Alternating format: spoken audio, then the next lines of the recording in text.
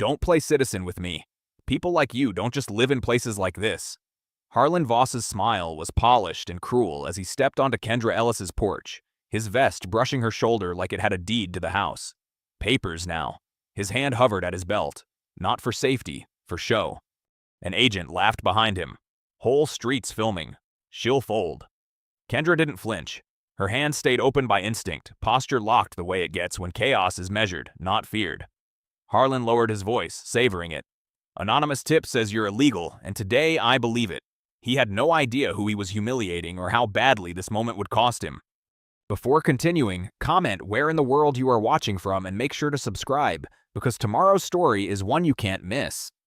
The morning sun cast long shadows across Kendra's front lawn as the ICE agents tightened their formation. Her package lay forgotten on the doorstep, a mundane reminder of the normal morning that had just shattered. She kept her hands visible, years of tactical training kicking in automatically. Ma'am, we need to see your documentation now. Harlan's voice carried artificial authority pitched to carry across the quiet street. Neighbors' curtains twitched. Car doors slammed as people delayed leaving for work, watching the scene unfold. Across the street, Devin Price's hands trembled slightly as he held his phone steady, recording everything. The morning light caught the lens, making it briefly glint. One of the agents noticed, shooting him a threatening glare. I'd like to see your warrant, Kendra stated calmly, her voice measured and clear. She remained perfectly still on her front steps, noting each agent's position, their gear, their body language. Everything about this felt wrong. Their aggressive stance, the lack of paperwork, the theatrical blocking of the street. Harlan's smile turned ugly. You don't get to make demands here. Show us proof of legal status or we'll have to assume the worst. He emphasized worst with obvious relish. I'm a legal resident in my own home, Kendra replied. You need probable cause and a warrant for this kind of operation. Listen to her trying to lecture us about the law, one of the other agents sneered. They always think they know better. Harlan took another step closer, invading her personal space. His badge read supervisor, but he'd angled it to make the number unreadable. Anonymous tip gives us all the cause we need, unless you've got something to hide. Kendra noted how the other agents had spread out using standard containment positioning. They were creating a show of force for the growing audience of neighbors while also cutting off potential escape routes. Professional, practiced, predatory. Hey, Devin's young voice carried across the street. She hasn't done anything wrong. You can't just... Shut that camera off, kid. An agent barked, starting to move toward him. This is a federal operation. Stay where you are, please. Kendra called out to Devin, her tone calm but commanding. You have every right to film. She turned back to Harlan. And you know that's true. Harlan's face darkened. He gestured to his men, who moved in closer. Always trying to make things difficult. Always got to be the troublemaker. His voice dropped lower, meant for her ears only. But that's what your kind does, isn't it? Push back, 'cause problems. Act entitled. More neighbors had emerged onto their porches now. Mrs. Rodriguez from next door stood with her arms crossed, her face a mask of concern. Mr. Wilson from across the way was on his phone. Likely calling someone for help, but help wouldn't come in time. Kendra could read the situation clearly. I'm going to reach for my phone, she stated clearly, movement slow and deliberate. I'll call my lawyer. No phones, Harlan snapped, nodding to the agent nearest her. The man immediately moved to grab her arm, his grip unnecessarily tight. Take your hands off me, Kendra warned, her voice still steady but carrying an edge of steel. Now you have no legal right. Stop resisting, Harlan shouted, loud enough for the whole street to hear. The performance was beginning in earnest now. Another agent grabbed her other arm, both men using far more force than necessary against someone who hadn't shown any aggression. She's not resisting. Devin yelled from across the street, his phone still recording. You're hurting her. Kendra felt the cold metal of handcuffs against her wrist. She kept her breathing controlled, analyzing her options. The agents were escalating intentionally, trying to provoke a reaction they could use to justify whatever came next. Their grips were amateur, trained for intimidation rather than proper restraint technique. Last chance. Harlan leaned in close, his breath hot against her ear. Show us papers right now, or this gets much worse for you. The metal of the cuffs bit deeper. Neighbors were shouting now. Devin had moved closer, still filming despite the agent's threats. The morning sun caught the badge on Harlan's chest, and Kendra caught his full name and number at last. She committed it to memory along with every other detail of this moment. The entire scene had taken less than minutes, but Kendra could see exactly how it would play out. These men weren't here to verify anything. They had already decided who she was and what would happen next.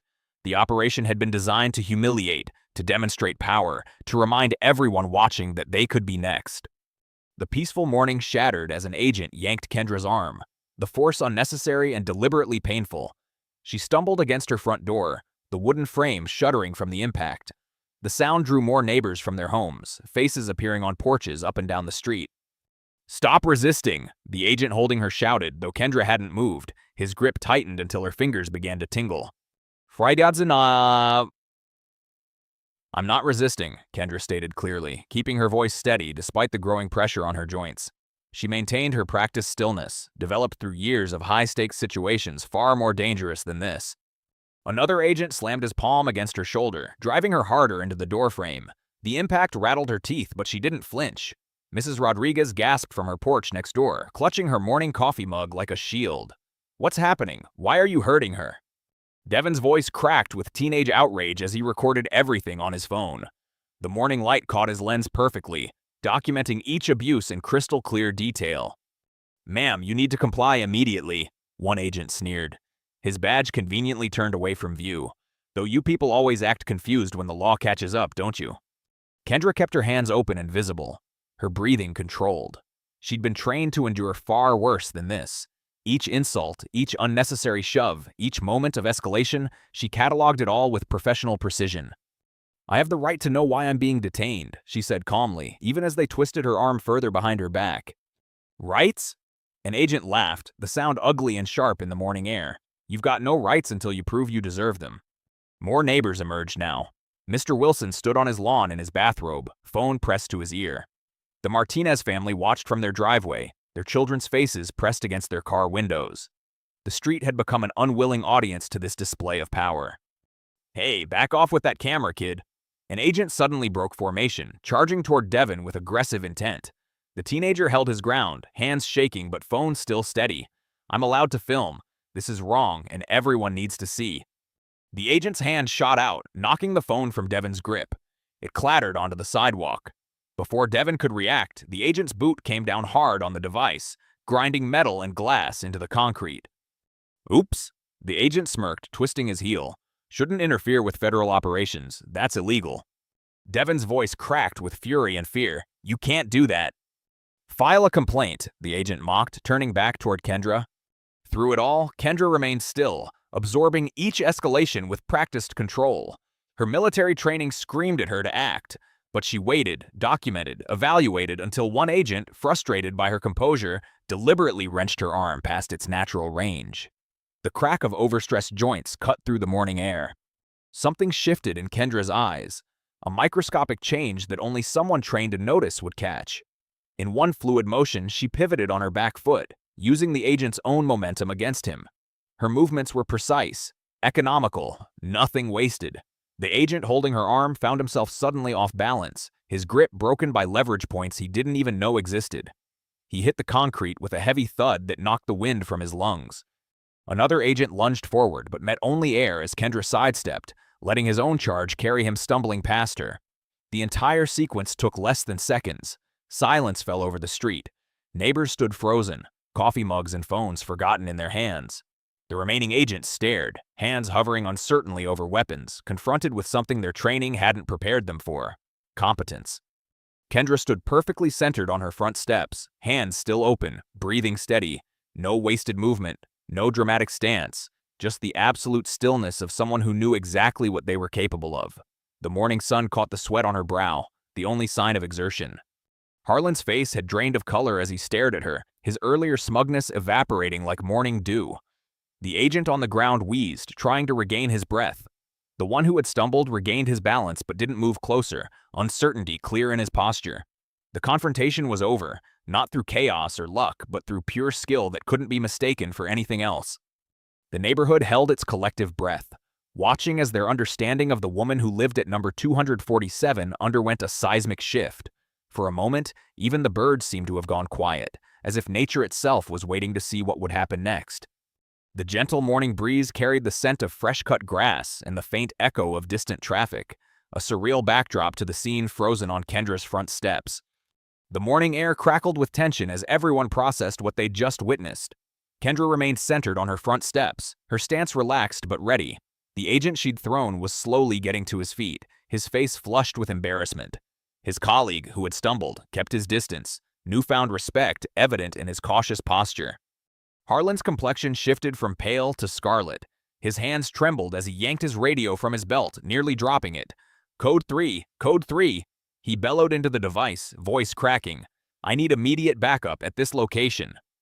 Sweat beaded on his forehead despite the mild morning temperature. His eyes darted between Kendra and his scattered team, searching for any remnant of his previous control. Finding none, his volume increased to compensate. "Who the hell do you think you are?" he demanded, jabbing a finger toward Kendra. Spittle flew from his lips as he continued.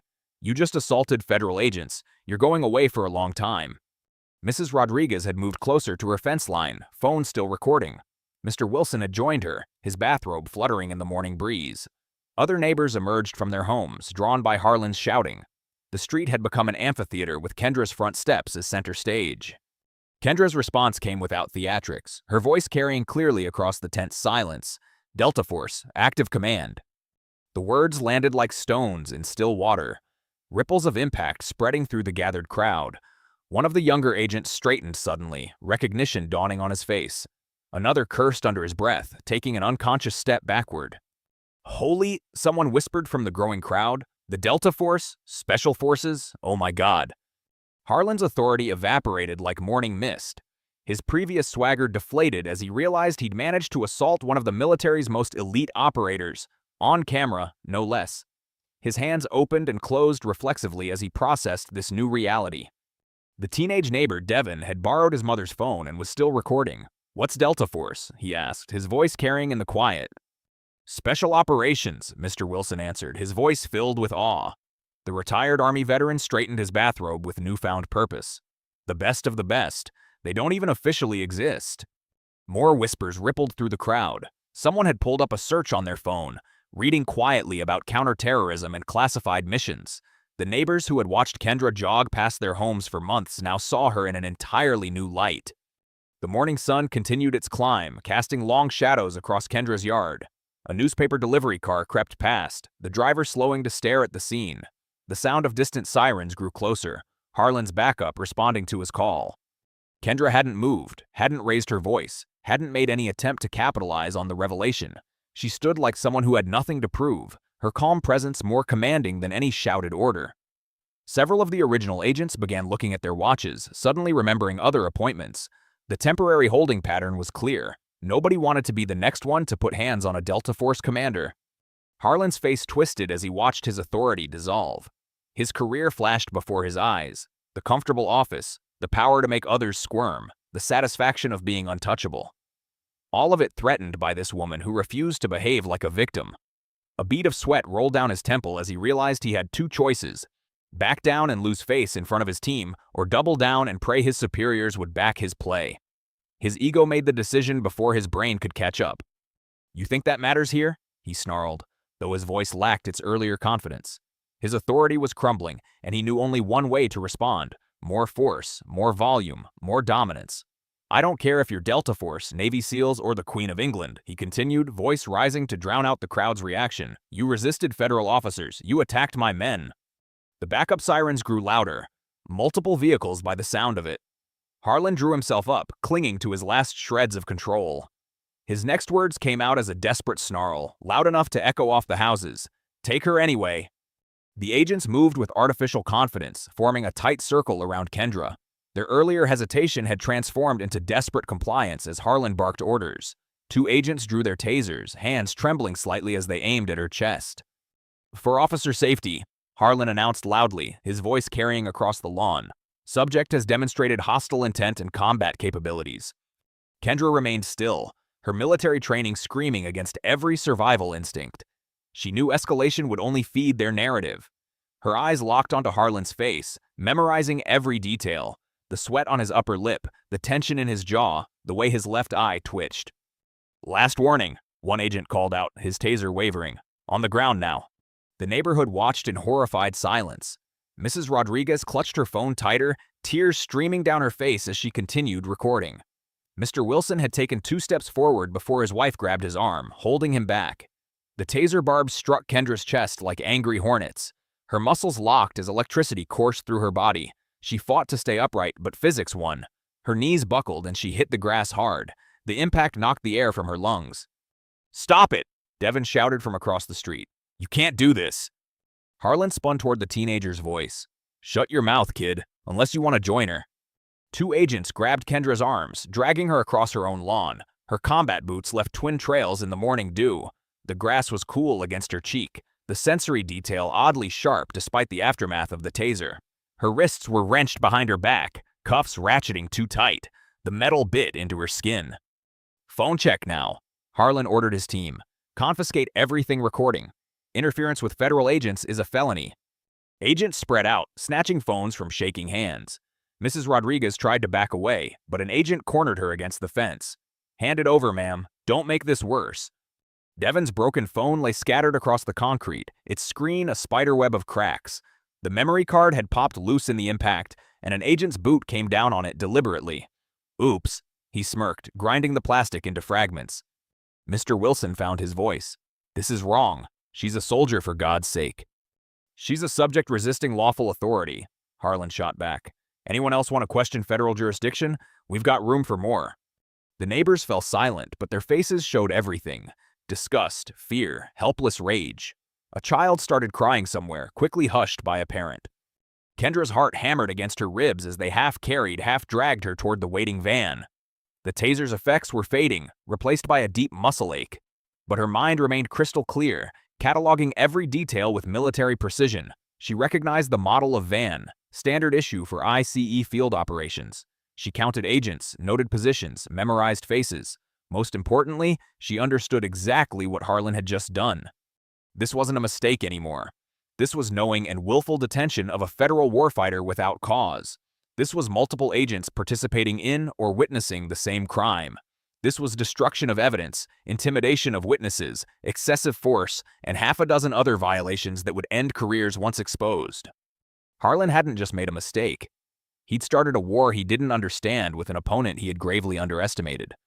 But that realization would come later. For now, the van carried her deeper into the city, away from her home, into a system designed to make people disappear. Late morning sunlight filtered through narrow windows high in the processing center's holding room, casting harsh shadows across institutional green walls. Kendra sat perfectly still on the metal bench, her wrists raw from hours in the same tight cuffs. The room smelled of industrial cleaner and stale sweat. Through the thin walls, she could hear the constant buzz of fluorescent lights and fragments of conversation from the processing area. Phones rang unanswered. Printers churned out paperwork. Someone laughed too loudly at a joke she couldn't make out. An agent appeared at the reinforced glass window, tapping his pen against a clipboard. "Cole," he called out, deliberately mispronouncing her name. "Says here you're claiming military status." "Not claiming. I am active Delta Force Command. My ID number is—" Yeah.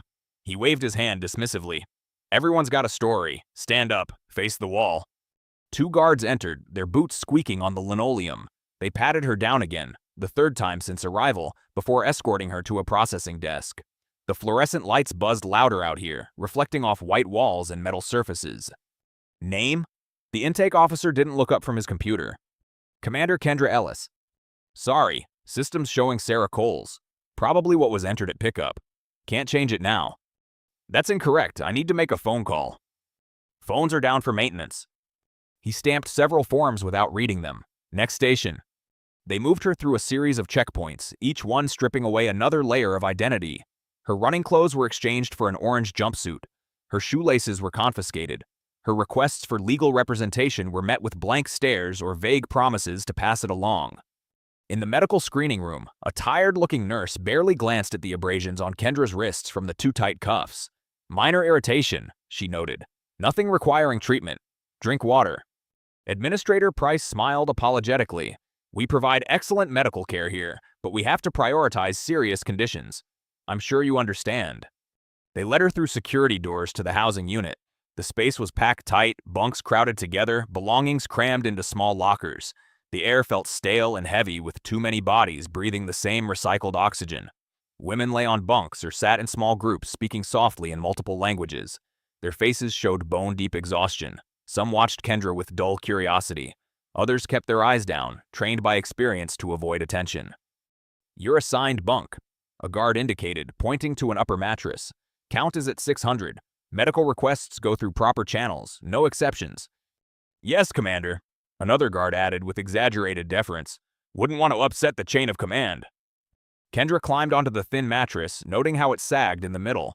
From this vantage point, she had a clear view of the unit's layout.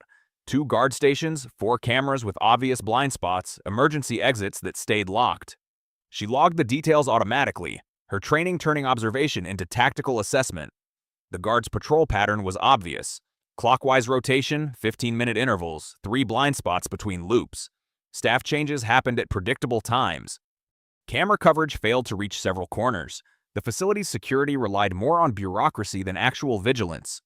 A woman in the next bunk coughed deeply, the sound wet and concerning. No one responded, no staff checked.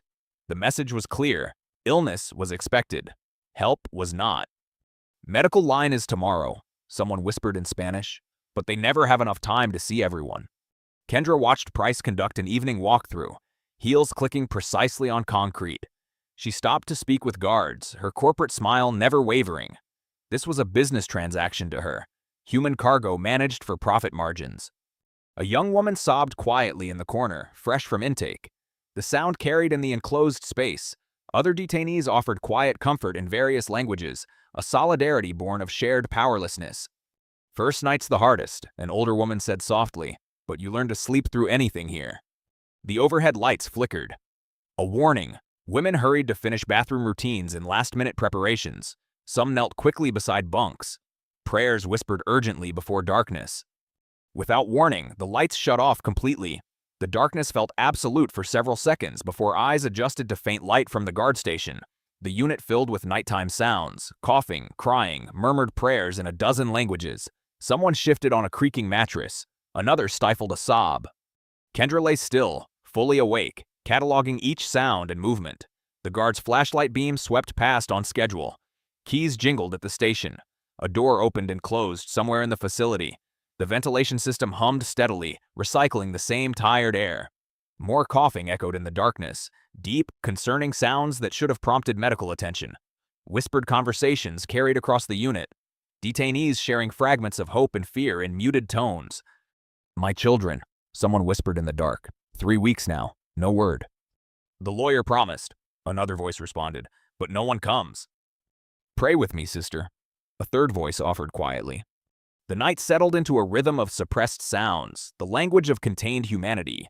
Bodies shifted on thin mattresses. Someone hummed softly, a lullaby perhaps. The guard's boots marked time with mechanical precision. Kendra remained motionless, but her mind worked steadily, mapping the facility's patterns. Every sound, every movement, every procedure revealed something useful. The system's power relied on isolation and hopelessness. But patterns meant predictability. Predictability created opportunity. A woman began to pray softly in Arabic, her words a whispered lifeline in the darkness. Others joined in their own languages, Spanish, Creole, Mandarin, a multilingual chorus of faith and desperation. The sound wove through the shadows, bridging the spaces between bunks, between lives interrupted and futures uncertain. The guard's flashlight beam cut through the darkness again, right on schedule. Keys jingled. The ventilation hummed. In the corner, someone still sobbed quietly, the sound muffled by a thin blanket. The fluorescent lights snapped on at the appointed hour, harsh and sudden. Guards moved through the unit, banging batons against metal bed frames. "Line up, count time." A guard's voice echoed off concrete walls. "Everyone on your feet." Women scrambled from bunks, pulling on orange uniforms, rushing to form lines. Some had clearly slept in their clothes, prepared for this daily ritual. The air filled with shuffling feet and whispered prayers. Kendra took her place, noting how the woman next to her trembled slightly. Maria Santiago, she'd learned last night. 3 weeks detained, diabetes requiring regular insulin. The medical staff kept losing her paperwork. Eyes forward, no talking. Guard Jenkins paced the line, his badge gleaming under fluorescent lights. Administrator Price stood at the unit entrance, tablet in hand, watching with corporate detachment. 5 minutes into count, it happened. A woman 3 spaces down swayed visibly. Her hand clutched her chest, face gray with pain. Sweat beaded on her forehead despite the morning chill. "I can't... my chest," she gasped in heavily accented English. "Please help." Stay in line, Jenkins barked. No disruptions during count. The woman's knees buckled. 2 detainees moved to catch her, but Jenkins stepped forward threateningly. Back in line now. She needs medical attention, Kendra stated firmly, her command voice cutting through the tension. This could be cardiac. Another backseat doctor, Jenkins sneered. It's just anxiety. They all panic sometimes. The woman on the floor made a terrible choking sound. Still, no one moved to help. Medical emergency, Kendra announced loudly, making sure other guards could hear. Time of onset, 0603. Patient presenting with chest pain and respiratory distress. Jenkins stepped closer, baton tapping meaningfully against his leg. One more word and you're in segregation, Commander. The woman on the floor made another terrible sound. Still, no one moved to help. Back to count positions, Price ordered crisply. We'll handle this after proper procedures are complete. The count dragged on for 20 more minutes. The woman lay gasping on the cold floor, ignored by staff. Other detainees watched helplessly, fear and anger mixing in their eyes. Finally, 2 medical techs arrived with a wheelchair. They lifted the semi-conscious woman without gentleness or urgency. Her head lolled as they wheeled her out. Medical call-out starts at 0900, Price announced to the unit. Submit requests through proper channels. She clicked away on her heels, tablet tucked under her arm. Kendra immediately walked to the guard station and requested a medical form. The guard handed it over with obvious reluctance. She filled it out carefully, documenting everything she'd observed. Time of onset, symptoms, staff response, delay in treatment. Her military training showed in the precise clinical details. This needs immediate processing, she stated, holding out the completed form. The guard dropped it in an overflowing tray marked pending review without even glancing at it. Medical will get to it when they get to it. Throughout the morning, women whispered about the incident. The woman's name was Lucia Mendoza. She'd been complaining of chest pain for days. Medical kept telling her to drink water and rest. By afternoon, rumors spread that Lucia had been taken to an outside hospital. No official announcement was made. Her bunk was stripped and reassigned within hours. Kendra watched the process unfold with cold clarity. How quickly a person could vanish here. How easily suffering could be buried in paperwork and procedure. She began constructing a mental record, knowing paper could be destroyed but memory could preserve truth. 0603. Initial collapse during count. 0623. Medical techs arrive. 0645. Patient removed from unit. 1100. Bunk stripped. 1400. New detainee assigned to space. She memorized faces, names, badge numbers. Jenkins, who denied help. Price, who prioritized procedure over life. The medical techs who arrived too late with too little concern. Each detail carefully stored away. Other women noticed her watching. A few approached quietly throughout the day, sharing their own stories of medical neglect in whispers. My sister waited 2 weeks for insulin. They ignore pregnancy complications. My friend's infection spread because they wouldn't treat it. Kendra listened, memorizing each account. The pattern was clear. Neglect wasn't an accident here, it was policy. That evening, she heard Jenkins and another guard, Rodriguez, talking outside the unit door. Their voices carried through the window. Heard the chest pain case went in the ambulance, Rodriguez said. Jenkins laughed. Yeah, another one who couldn't hack it. They never learn. Making a scene just makes it worse. At least the paperwork's easier when they go off-site, Rodriguez replied. Administrator Price likes a clean chart. They moved away, still chuckling. In the unit, women bowed their heads. Some cried quietly. Others stared ahead with empty eyes, perhaps wondering who would be next. Kendra lay on her bunk, memorizing every word she'd heard, every laugh, every casual dismissal of human life. The system relied on forgetting, on erasing its victims from memory as easily as names from papers. But she would remember every detail, every face, every moment that proved this wasn't justice or security. It was calculated cruelty masked by bureaucracy. Above her, the fluorescent lights flickered, ready for another night of manufactured darkness, another night of controlled despair, another night of waiting to see who might not survive until morning. The recreation yard at Redstone was a concrete rectangle surrounded by chain link and razor wire. Women walked in slow circles or sat on metal benches, shoulders hunched against the evening chill. Guards watched from elevated positions, their shadows stretching long across the yard.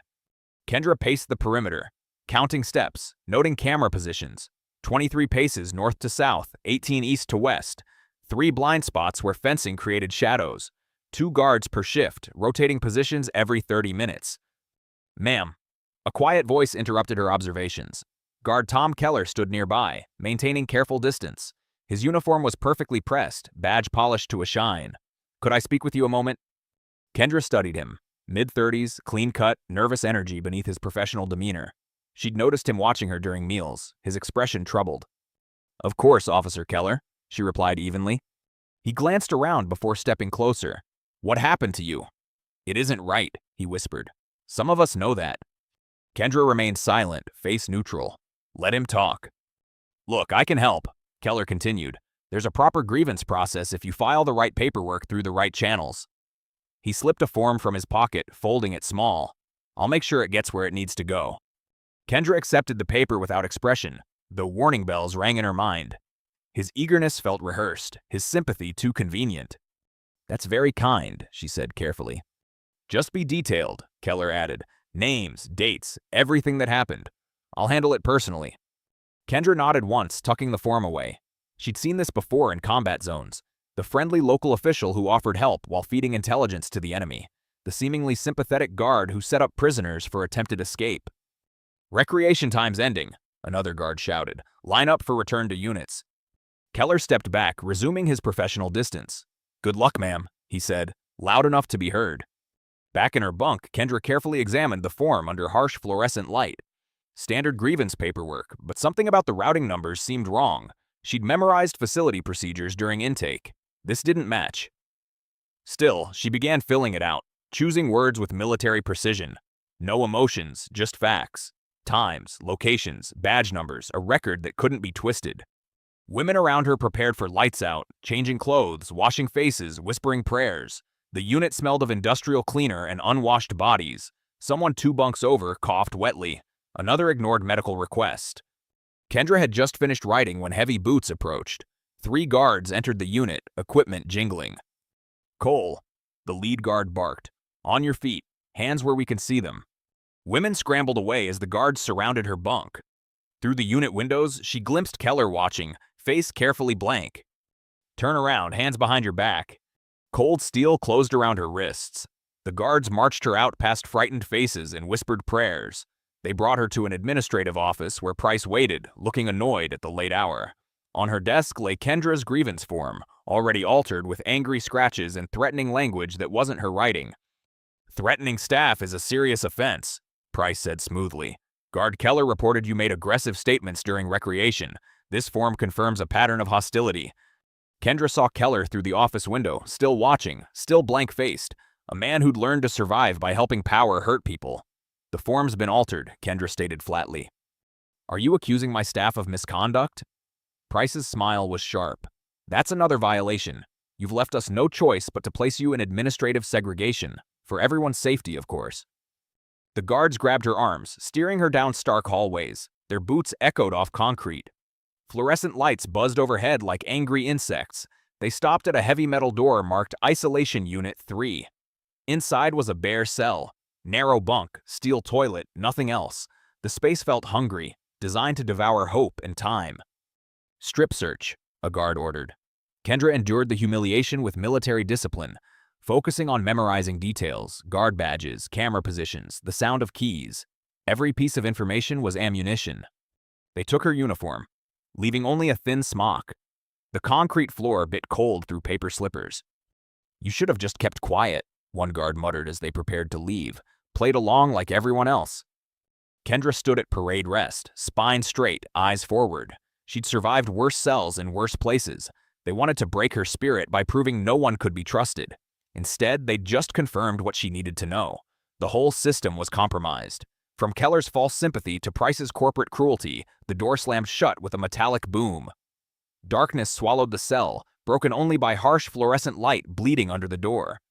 The silence pressed in, thick as armor. In the distance, she heard Keller's voice as he passed. "It's better this way. She'll learn."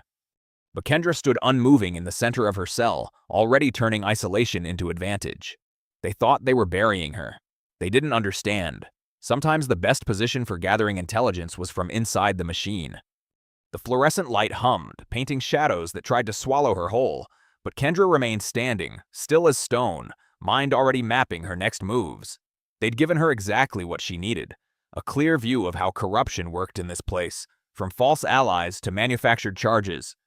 The isolation cell's fluorescent lights had long since blurred into a constant buzzing presence. Kendra sat on the thin mattress, back straight against the concrete wall, maintaining her internal clock despite the unchanging light. Days had passed since they'd locked her away. The sound of boots in the corridor made her shift slightly, muscles ready. Multiple sets moving with purpose. Keys jingled, then the viewing slot in her door scraped open. Stand up, face the wall, hands behind your back. Kendra complied with measured movements. The door opened and 3 guards entered. Through the doorway, she glimpsed Administrator Price in her pressed suit, accompanied by an unfamiliar man in military dress blues. "Commander Ellis," the military officer said, his voice carrying authority. "I'm Major Richardson, Judge Advocate General's office. We've confirmed your status and current assignment. This detention was unauthorized." Price's corporate smile had developed a slight strain. There appears to have been a miscommunication regarding Commander Ellis's documentation. We're fully cooperating to resolve. "Save it," Richardson cut her off. "Judge Kane has ordered her immediate transfer out of ICE custody. I have the paperwork here." Kendra remained facing the wall, but her senses tracked every movement, every micro-expression reflected in the polished steel toilet, Price's perfectly manicured nails drumming against her tablet, the guards shifting uneasily. "Of course," Price said smoothly. "We'll begin transfer procedures right away." Outside the facility, engines rumbled as vehicles arrived. Through the narrow window, Kendra caught fragments of noise. Chanting, car horns, the distinct sound of protest. "Quite a crowd out there," Richardson commented. "Local news has been covering this story all morning. Veterans groups, church leaders, community organizations, they're all demanding answers." A guard approached with shackles. Kendra let them chain her wrists and ankles, noting how they avoided meeting her eyes. The restraints were excessive for transfer, but she recognized the intent. One final show of control. They escorted her through the facility's sterile corridors. Other detainees pressed against cell windows, watching silently. In the medical wing, the nurse who'd ignored countless requests suddenly found paperwork to study. Guard Keller was nowhere to be seen. The intake area smelled of disinfectant and fear. Kendra's personal belongings, the clothes she'd worn on her porch that morning, her house keys, her military ID were returned in a plastic bag. They didn't let her change. "The transfer vehicle is ready," Price announced, still maintaining her professional veneer. "We've arranged secure transport to—" "I'll handle the arrangements," Richardson interrupted. "Commander Ellis is no longer in ICE custody." Through the administrative windows, Kendra could see the crowd more clearly now. Dozens of people lined the facility fence. Signs demanded justice. American flags waved. A group of veterans in uniform stood at attention facing the building. News vans crowded the parking lot. Cameras pointed at the entrance. Reporters shouted questions at facility staff who hurried past, heads down. The story had broken wide open. A black SUV with government plates waited at the sally port, flanked by 2 police cruisers. As they approached the vehicle, Kendra cataloged details. Diplomatic plates, Federal Protective Service markings, proper security protocols. Everything appeared legitimate. "The judge was very clear," Richardson explained as a guard unlocked her shackles. "You're to be transferred to military custody immediately. We have MPS waiting at Fort Carson to process you back into proper status." Relief flickered through Kendra's chest. Small, dangerous, quickly suppressed. She'd seen too many moments of apparent victory turn hollow. The crowd's chanting grew louder as the Sallyport gate opened. Signs became readable. "Free Commander Ellis." "Stop ICE abuse." "Veterans deserve better." Price stepped forward one last time, hand extended professionally. "Commander, we regret any inconvenience." Kendra looked straight through her, denying her the closure of a polite fiction. After a moment, Price's hand dropped. The SUV's interior was cool and clean. Richardson sat beside her while 2 armed federal agents took the front seats. As they pulled away, Kendra caught a final glimpse of the facility. Stark walls, razor wire, and the crowd still growing outside its gates. They merged onto the highway heading south. Kendra watched mile markers pass, tracking their route. The driver maintained proper protocol, staying in formation with the police escorts. Everything seemed correct. Yet something in her gut remained coiled tight. Richardson reviewed paperwork, occasionally speaking into a phone. The federal agents maintained professional silence. Through the tinted windows, Kendra noted they'd passed several exits that would have led to Fort Carson. Then the SUV's turn signal clicked on. They were leaving the highway, taking an unmarked exit that curved away from the city. The police escorts continued straight ahead, their red and blue lights disappearing into traffic. Kendra sat motionless, mind racing. The road ahead led nowhere listed in her transfer documents. The vehicle's interior suddenly felt smaller, more confined, but she kept her breathing steady, her posture relaxed. She'd learned long ago that the most dangerous moments required the greatest control. The SUV continued down the empty road as afternoon shadows lengthened across the pavement. No other cars followed, no landmarks offered reference. They were heading somewhere deliberately unlisted, and Kendra could only wait to learn why. The SUV pulled into a loading bay lit by harsh floodlights. The building looked more like a warehouse than a detention center. No signs, no markings, just concrete walls and security cameras. Kendra noted the complete absence of other vehicles or personnel. This wasn't standard procedure. This was deliberate isolation. Richardson's professional demeanor had vanished. He now moved with the stiff urgency of someone following unwanted orders. The federal agents flanked Kendra as they led her inside, their earlier formality replaced by cold efficiency. The intake area was smaller than Redstone's, just a single desk and a metal detector. A bored-looking clerk barely glanced up from his computer as they entered. The room smelled of bleach and old coffee. "Processing transfer," the clerk muttered, fingers tapping at his keyboard. "Name Commander Kendra Ellis," Richardson stated.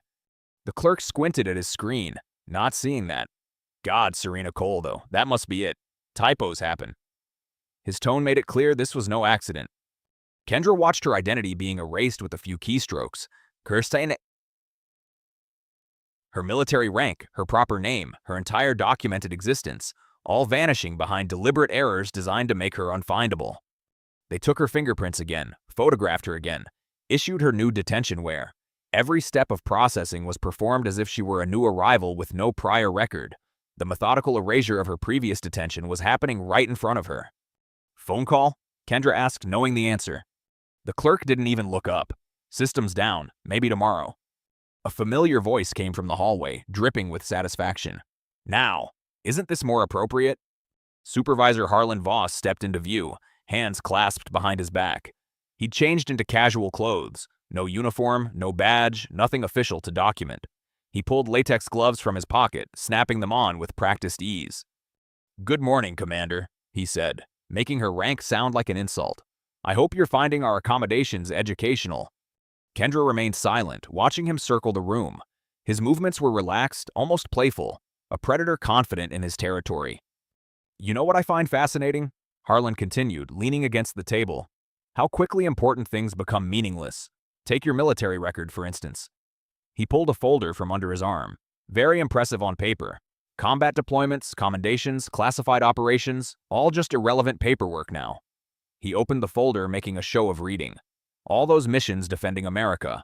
And here you are, detained as a potential threat to national security. Ironic, isn't it?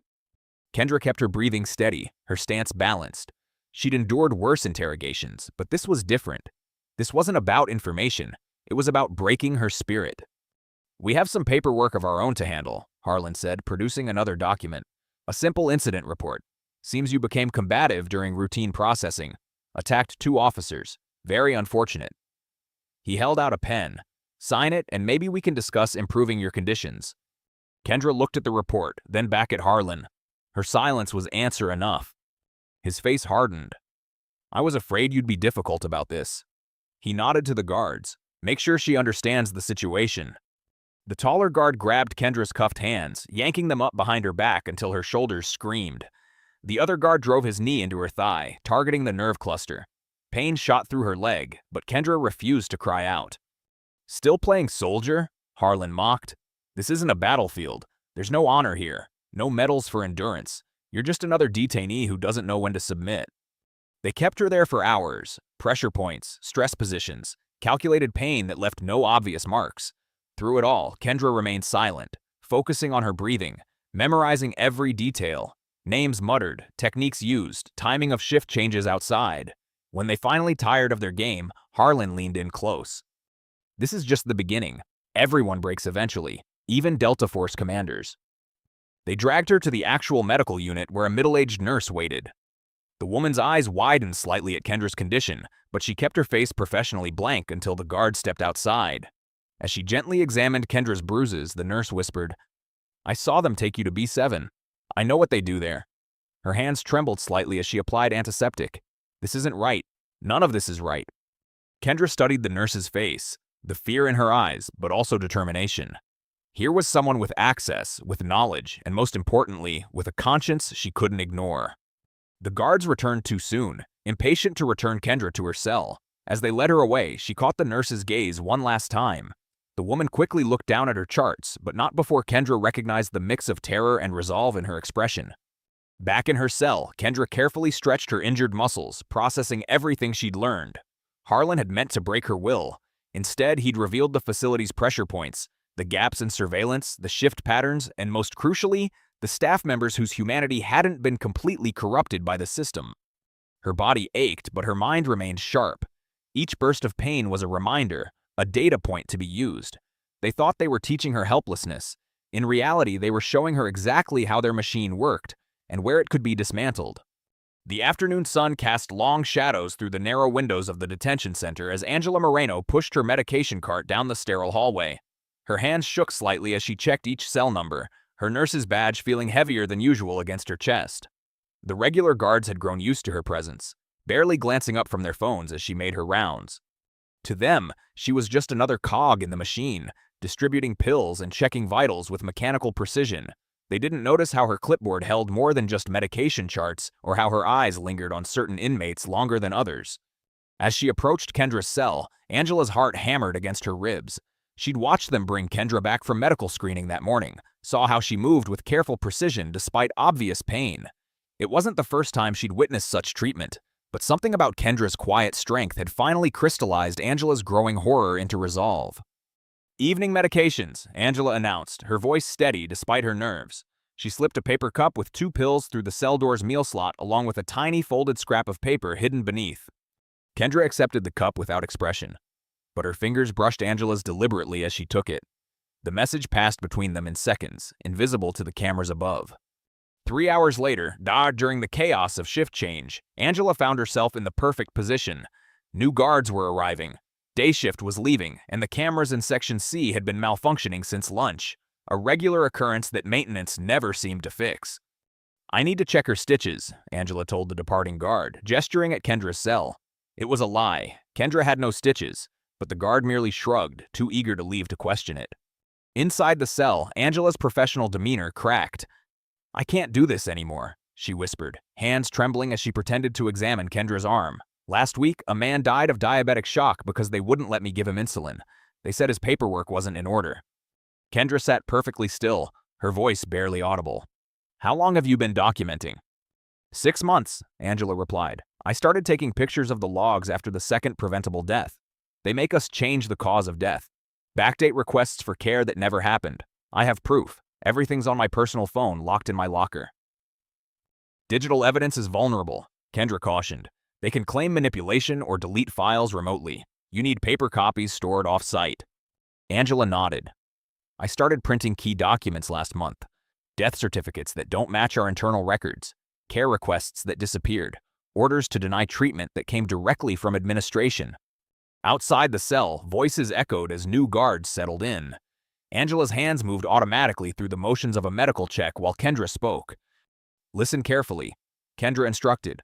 "Don't trust facility email or phones. No digital trails. When you leave tonight, take only original documents or certified copies. Nothing that could be called a theft of records. Focus on official papers that show contradictions, signatures that don't match, dates that can't be right." "There's a reporter," Angela said. "She's been covering the protests outside City Hall. The veterans and church groups have been there for days demanding action."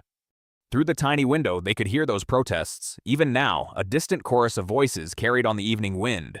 The crowd had grown larger each day, led by veterans who recognized Kendra's name and elderly church members who brought lawn chairs and refused to leave. "The mayor's trying to ignore them," Angela continued, "but they're not letting him. This morning, Reverend Matthews led his entire congregation to City Hall. They're reading the names of everyone who's died in detention over and over." Kendra's expression remained neutral, but her eyes sharpened with interest. The mayor's vulnerable to public pressure. He won't act on principle, but he will act to save his career. "It's working," Angela confirmed. "An hour ago, he ordered the police chief to cooperate with the state investigation. The chief tried to refuse, but the mayor threatened to replace him. For the first time, I saw real fear on the administrator's face when she heard. As if to emphasize the point, a new sound cut through the evening air. Sirens, but not the usual patrol cars. These were different, more urgent, drawing closer to the facility. "That's state police," Kendra observed quietly, "and probably investigators. They'll want to secure records before anything can be destroyed." Angela straightened up, adjusting her uniform. "I have to finish my rounds, but tonight, when my shift ends." She left the sentence unfinished, but her meaning was clear. "Be careful," Kendra warned. "They'll be watching everyone more closely now. Don't change your routine. Don't act nervous. Just do your job until you walk out that door." Angela nodded, gathering her medical supplies with practiced efficiency. As she turned to leave, she paused. "I should have done this sooner. All those people—" "You're doing it now." Kendra cut her off. "That's what matters." The cell door clanged shut behind Angela as she pushed her cart toward the next row of cells. Through the window, the sirens grew louder, more insistent. Change was coming, not in tweets or viral videos, but in official letterhead and court orders. The machine was about to meet something it couldn't ignore. The morning sun had barely cleared the horizon when a fleet of unmarked vehicles swept into the detention facility's parking lot. State police cruisers flanked them, lights flashing. Investigators and windbreakers emblazoned with State Attorney General poured out, carrying boxes and equipment. Harlan Voss stood in the facility's main entrance, his usual swagger deflating as an investigator thrust a thick stack of papers into his hands. "Federal warrant," the woman announced. "Step aside." "This is a federal facility," Harlan blustered, his face reddening. "You have no jurisdiction here. I'll need to clear this with—" "Your superiors have been notified." The investigator cut him off. "Federal immunity doesn't cover criminal acts outside the scope of duties. Unlawful detention, assault, evidence tampering, those aren't policy, they're felonies." Teams of investigators moved through the building with methodical precision. They seized computers, copied hard drives, and collected surveillance footage. In the security office, technicians recovered data from confiscated phones, including fragments from Devin Price's damaged device. The morning shift guards watched helplessly as their stations were documented and sealed. Several tried calling supervisors only to find their phones had been temporarily blocked, standard procedure during a raid. Angela Moreno arrived for her shift just as investigators reached the medical wing. She walked straight to the lead investigator, hands steady now, and produced a thick manila envelope. "Everything's here," she said quietly. "Death certificates, falsified treatment logs, denial of care orders. I've been documenting it for months." The investigator opened the envelope, comparing Angela's records to data they'd already pulled from the facility's servers.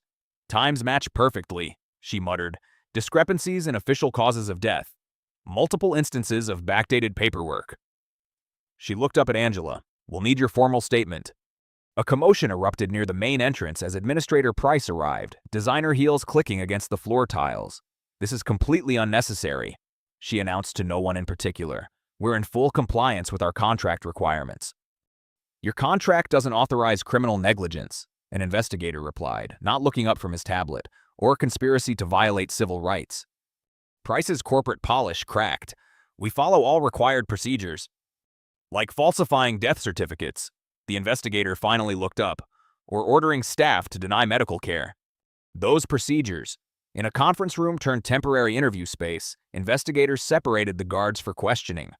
Most stuck to rehearsed answers about following protocol, but one young guard, faced with evidence of his involvement in Kendra's illegal transfer, broke down. "Harlan said we had to make her disappear," he stammered. "Said she was causing trouble, making the agency look bad. We were supposed to lose her paperwork, route her through different facilities until people stopped asking questions." Down in the detention blocks, investigators photographed Kendra's injuries and took her statement. She recounted everything with military precision. Times, names, specific threats. When they asked about the morning medical screening, she described Harlan's taunts verbatim. Camera crews had gathered outside, alerted by police radio traffic. They filmed as Kendra emerged from the facility, walking under her own power despite visible bruises. She didn't speak, didn't need to. The evidence spoke for her. Harlan tried retreating to his office, but investigators were already there, boxing up files. His computer had been disconnected, its hard drive removed for analysis. His phone was being dumped for deleted messages. "This is harassment," he snapped. "I was conducting legitimate enforcement actions against a confirmed U.S. military commander." An investigator looked up from a file. After verification of her identity, "That's not enforcement. That's retaliation." "You can't prove intent," Harlan said, but his voice wavered. The investigator smiled thinly. Actually, we can. Your emails about teaching her a lesson, the orders to transfer her off books, the threats to guards about keeping quiet. She closed the file. Want to see the rest? In the hallway where he'd once cornered Kendra, where he'd smiled while ordering guards to hurt her, Harlan found himself surrounded by state police. An investigator read him his rights as cameras recorded through the windows. Grant Harlan Voss, you're under arrest for civil rights violations, conspiracy, assault under color of authority. The handcuffs clicked shut around his wrists. Unlike Kendra's detention, this arrest was by the book, fully documented and completely legal. Harlan's face twisted as he recognized the irony. He was being treated with all the procedural care he'd denied others. Guards and staff watched silently as he was let out. No one moved to help him. No one spoke in his defense. The machine he'd used to crush others had finally jammed on truth. Undeniable, documented truth that no amount of bureaucratic maneuvering could erase. Angela stood in the medical wing doorway watching investigators box up years of falsified records. For the first time in months, her hands were completely steady. Down the hall, other staff members were already talking to investigators, offering their own stories now that the dam had broken. Outside, the morning sun climbed higher as more official vehicles arrived. The facility's parking lot filled with forensics teams, document specialists, and civil rights attorneys. The system that had run on darkness was being exposed to light and would never be the same. The courthouse steps teemed with people under the hot afternoon sun. News vans lined the street, their satellite dishes reaching skyward like metal trees. Veterans stood shoulder to shoulder with church groups, retirees, and families. The crowd had started gathering before dawn, drawn by rumors of major announcements. State Attorney General Marion Walsh approached the podium, flanked by federal prosecutors and civil rights attorneys. Camera shutters clicked rapidly as she adjusted the microphone. Behind her, Kendra Ellis stood quietly in her formal military uniform, ribbons and medals catching the sunlight.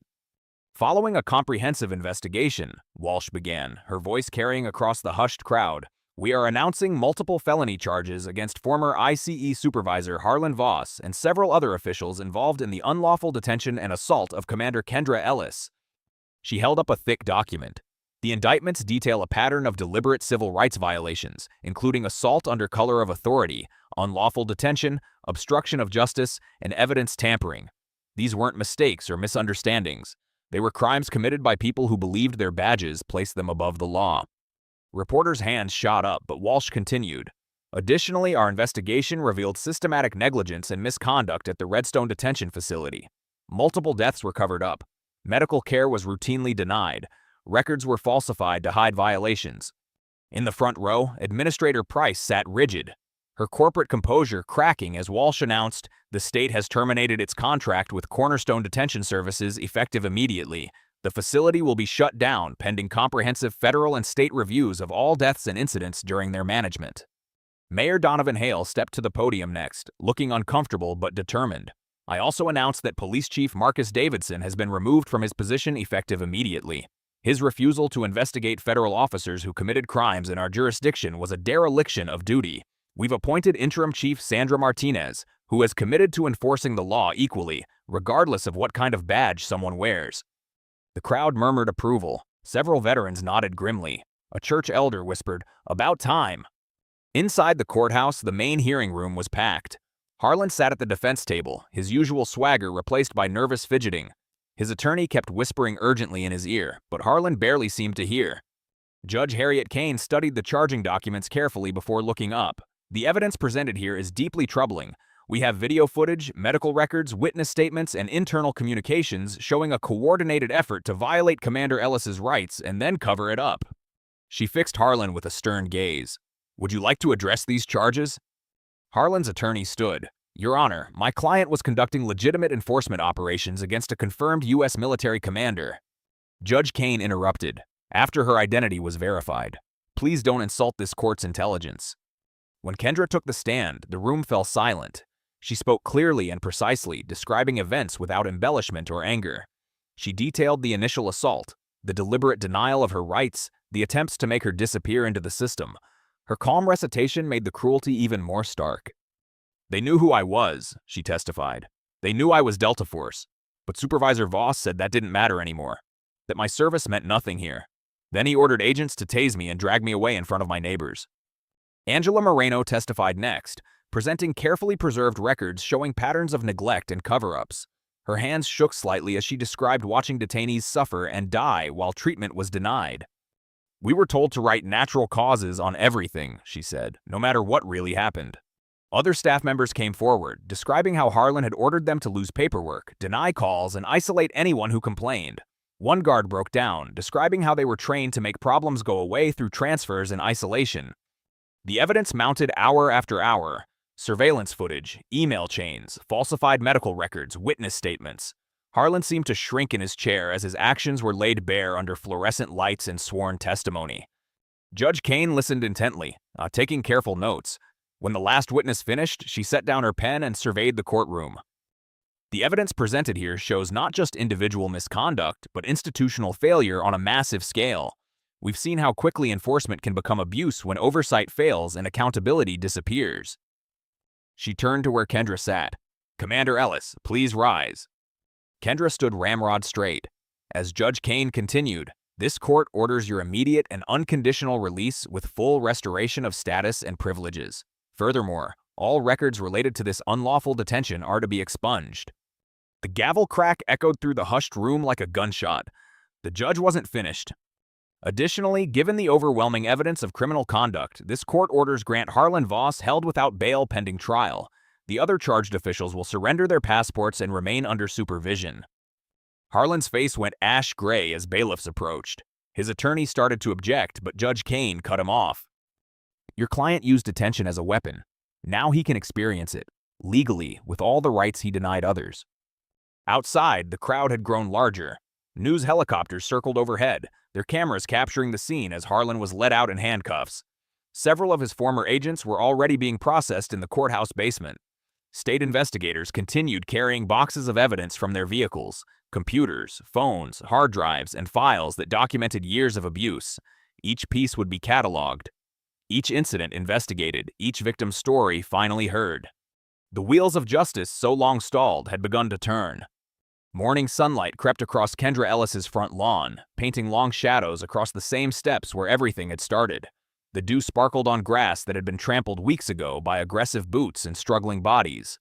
Now that memory felt distant as neighbors began gathering quietly in the cool morning air. Devin Price stood with his parents near the maple tree where he'd filmed that first violent encounter. His new phone stayed in his pocket. This wasn't a moment for recording. Other faces appeared gradually. Mrs. Henderson from 2 doors down, walking slowly with her cane, the Rodriguez family from across the street, Pastor Williams with several church elders, and a dozen veterans in pressed uniforms who had helped keep the pressure on City Hall. They assembled without fanfare or announcement. No police barriers, no news vans, no protesters with signs, just community members standing together in the gentle morning light, their presence making a different kind of statement. Mayor Donovan Hale arrived looking humbled, his usual political polish replaced by genuine solemnity. The new interim police chief, Sandra Martinez, stood beside him in her crisp uniform, her face set with quiet determination. They carried a folder of official documents and a framed commendation. Kendra emerged from her front door, wearing her Delta Force dress uniform, medals gleaming in the early light. She moved with the same controlled grace she'd shown that first morning, but now there was peace in her stance rather than tension. The crowd parted respectfully as she descended the steps. "Commander Ellis," Mayor Hale began, his voice carrying clearly in the morning stillness. "We gather here not just to honor your service, but to acknowledge our failure and commit to real change." He gestured to Chief Martinez, who stepped forward with the documents. "This morning we're announcing the formation of the Community Justice Oversight Coalition," Martinez stated. "It will be permanently funded and legally empowered to monitor law enforcement activities, investigate complaints, and ensure accountability at every level." She handed Kendra the papers. "Your experience exposed systematic failures that can never be repeated. This coalition ensures that won't happen." A sustained murmur of approval rippled through the gathered neighbors. Several veterans nodded firmly, their faces stern with approval. The mayor then lifted the framed commendation. "Commander Ellis, for your courage in facing unlawful detention, your discipline in pursuing justice rather than vengeance, and your dedication to ensuring lasting change, we present this official commendation." He paused, adding quietly, "It won't undo what happened, but it stands as public record that truth prevailed." Kendra accepted the frame with a precise nod, then turned to address the gathering. Her voice carried clearly, measured and strong. "Thank you. But this moment isn't about medals or commendations. She gestured to Angela Moreno, who stood nervously at the edge of the crowd. It's about a nurse who saw wrong and spoke up, risking everything. Angela stepped forward, blushing as Kendra continued. It's about a teenage neighbor who kept filming when others looked away. Devin straightened his shoulders, standing taller as several people patted his back. It's about veterans who wouldn't let their oath be forgotten. Kendra acknowledged the uniformed men and women, church leaders who demanded moral courage from elected officials. Pastor Williams dabbed at his eyes, families who showed up day after day until justice couldn't be ignored. She held up the coalition documents.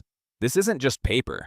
It's proof that accountability is possible when community stands together, not with violence, not with vengeance, but with persistence and truth. Mrs. Henderson thumped her cane emphatically. Amen to that. Chief Martinez stepped forward again, her badge catching the morning light. The coalition begins work immediately. We've already selected community representatives, legal advisors, and oversight committees. Every complaint will be investigated, every incident reviewed, no exceptions. The mayor added, the city council has approved permanent funding and granted the coalition legal authority to access records, conduct investigations, and issue binding recommendations. This isn't a symbolic gesture. It has real power to create change. Kendra surveyed the gathered faces. Neighbors who had witnessed her humiliation now stood witness to this restoration. The street felt different, as if the community had awakened to its own strength. These weren't just houses anymore. They were homes protected by shared vigilance. People began approaching Kendra individually, offering quiet words of support or simply clasping her hand.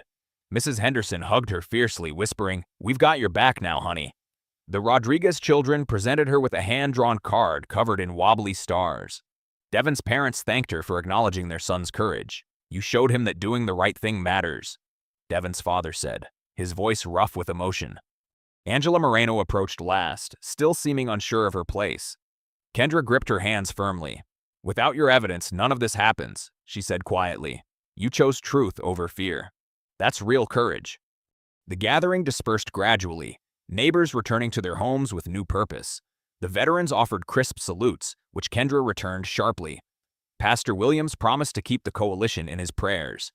Chief Martinez confirmed their first meeting would be next week. Soon only the morning remained, peaceful and bright.